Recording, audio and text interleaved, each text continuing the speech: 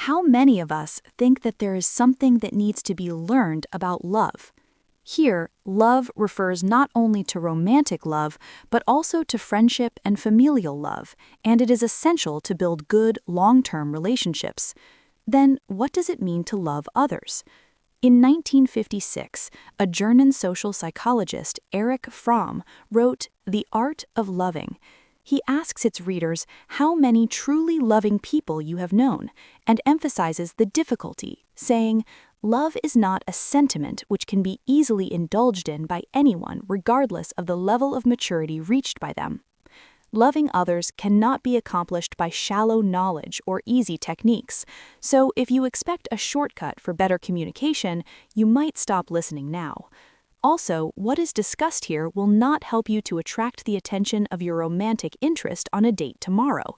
This book rather argues that the fundamental problem lies in the very attitude to pursue the immediate gains through superficial techniques. There are neither shortcuts nor prescriptions. The whole point is that the capacity to love is only achievable for those who have freed themselves from expecting answers. To love others in the truest sense, we need to develop our total personality, learn the art of loving, and live every single day with courage, faith, and discipline. How can we love others?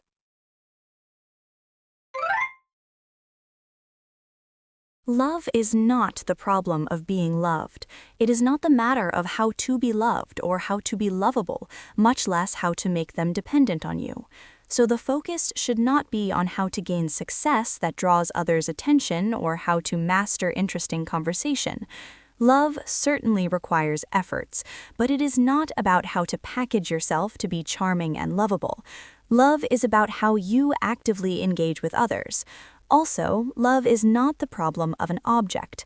Fromm pointed out the typical misunderstanding, saying, people think that to love is simple, but to find the right object to love is difficult.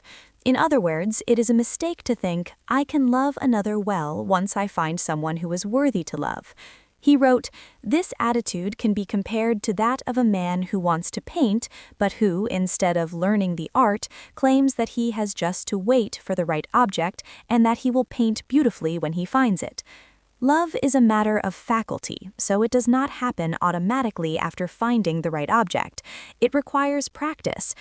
So it will be too late to start making an effort of love when you find someone you want to be loved by. The way you deal with people every day will also be the very attitude toward the person right in front of you. Only those who cultivate a caring attitude toward humanity as a whole can acquire the capacity to love in the truest sense. Erich Fromm said that love is the wish to further the life of that which we love, and it is the active concern for their growth and well-being. Love is about one's active stance, so it is not about the initial ecstasy of falling in love or the excitement of connecting well with others. Of course, these emotions serve to build strong relationships at the beginning, but these alone won't lead to the permanent state of being in love. He also wrote, love is not primarily a relationship to a specific person. It is an attitude, an orientation of character which determines the relatedness of a person to the world as a whole, not toward one object of love.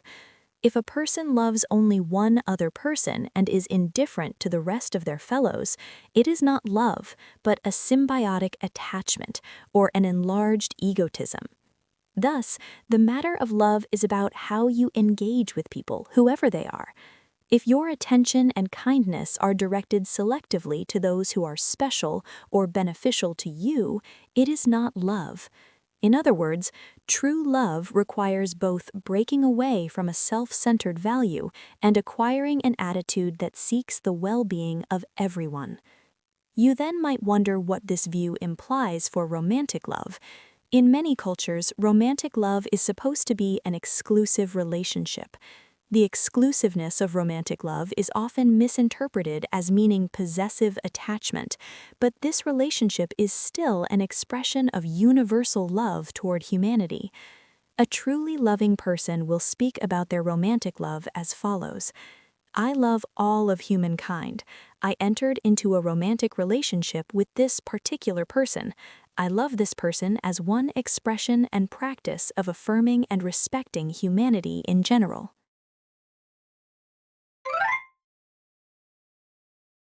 Love is what derives from the wish to make their lives better, and it should be directed not only to those who are important and beneficial to you, but also to the whole of humanity.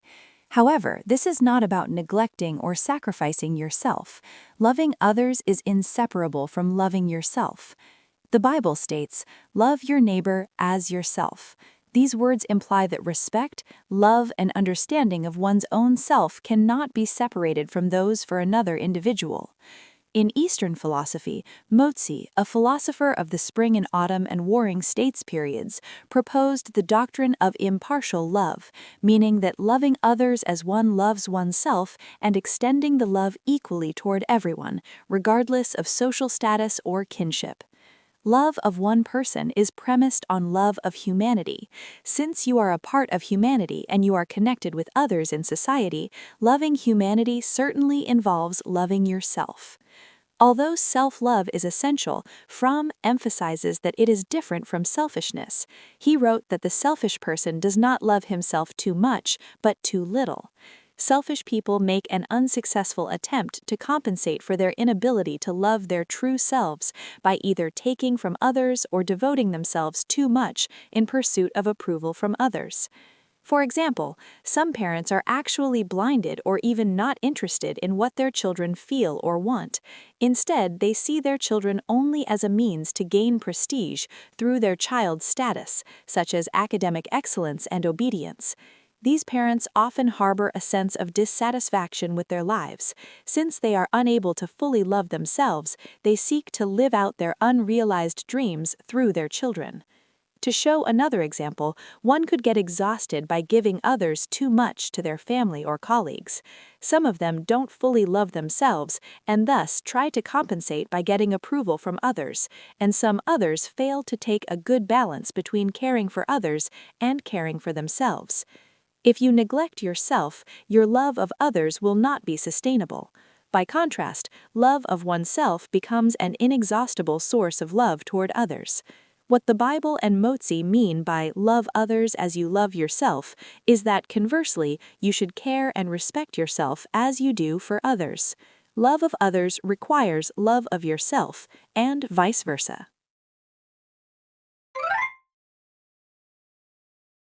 Love is inseparable from one's level of maturity. It is not something that can be achieved by merely acquiring certain techniques or understanding a set of theories. There is no shortcut, so one needs to get closer to a self who sincerely loves the whole of humanity by living each day with discipline and concentration, and keep practicing it with faith and courage. Firstly, what does it mean to have discipline and concentration? We will never be good at loving if we do it only when we are in the mood or when we meet attractive people. At every interaction in our daily lives, we must reflect on what value, if any, we might be able to provide to the person right in front of us by paying our best attention and listening carefully. However, Fromm said, most people just pretend to listen to others or even give advice without really listening. Secondly, why does true love require faith and courage? For example, let us suppose that there are two people who smile at every person they meet. One does it from knowledge that it makes him or her look humble and attractive, and thereby it is easier to extract benefits from others. The other does it out of their faith in loving, despite knowing that it will not always be rewarded. The former may appear caring at the first glance, but it is just the extension of selfishness. Children with a pure heart and perceptive adults will soon tell that such kindness and smile is motivated by self-interest. The latter, on the other hand, behaves with a full commitment to their faith, regardless of whether it pays off or not. Fromm wrote, "To love means to commit oneself without guarantee, to give oneself completely in the hope that our love may produce love in the loved person. Whoever insists on safety and security as primary importance in life cannot have faith, and those without the courage to be hurt and unrewarded cannot love others in a true sense."